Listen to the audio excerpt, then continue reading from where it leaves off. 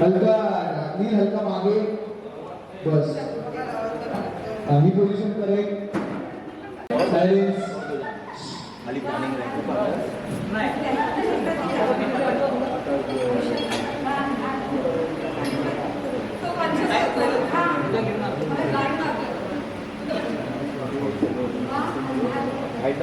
Suggestion आला की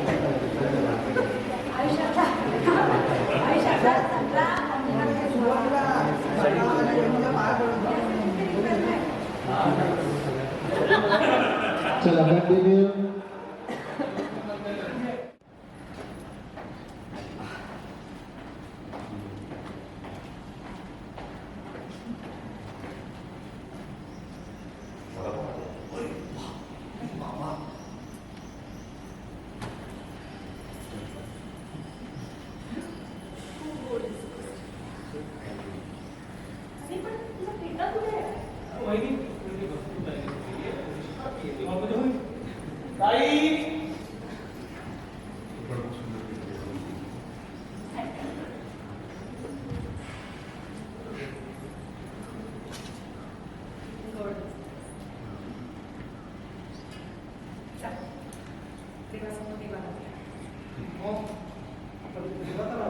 अरे दिवा अंधार दूर करतो आणि त्याचं तर हे प्रतीक आहे ना.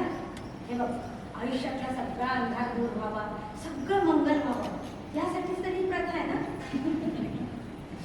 चल.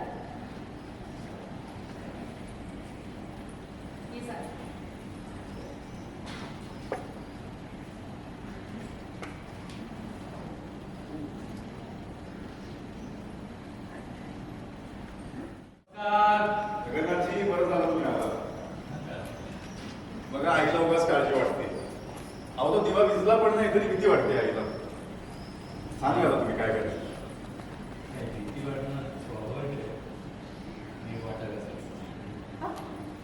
नाही, मला नाही कळलं. म्हणजे काही अडचण आहे का? आज सारांच्या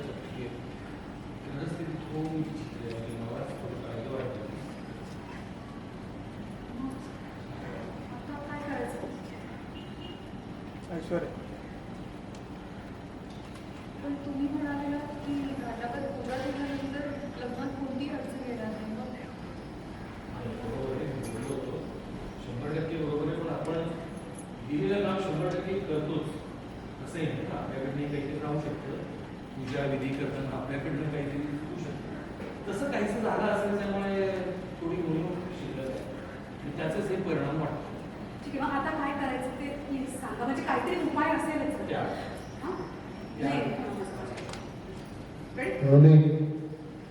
ऍक्शन. पण मग आता काय करायचं? काहीतरी उपाय असेलच. जे काय करावं लागेल ते आपण करू.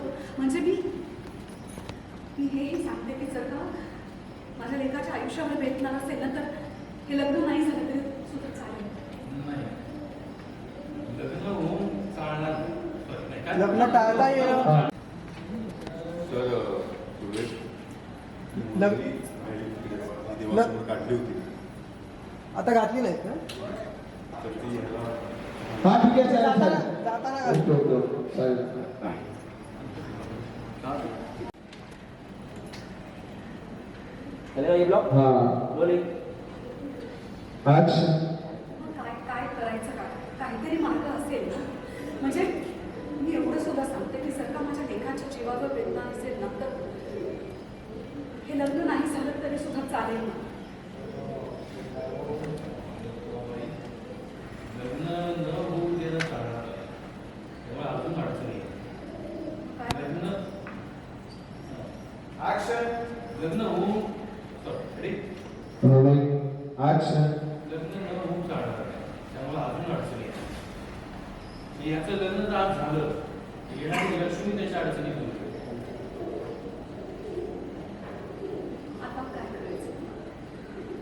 त्या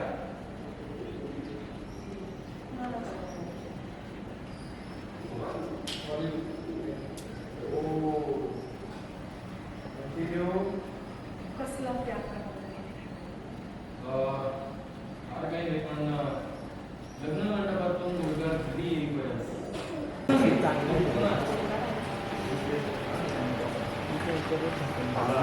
चलो रेडी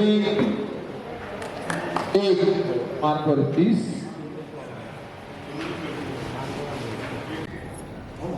माझ्या वर्गात आईच नसेल तर कसं चालेल? तुझ्यासाठी जे योग्य आहे ते सगळं. नक्की पण हे सगळं जरा अति होतंय असं नाही का वाटत तुम्हाला? आय एम सो सॉरी, पण तुम्ही इतके एक्सपर्ट आहात तर काहीतरी बेटर सोल्युशन असेल ना या गोष्टीचं. तेच दिलंय. नाही ठीक आहे आता मला सांग, मी थांबते का? ओके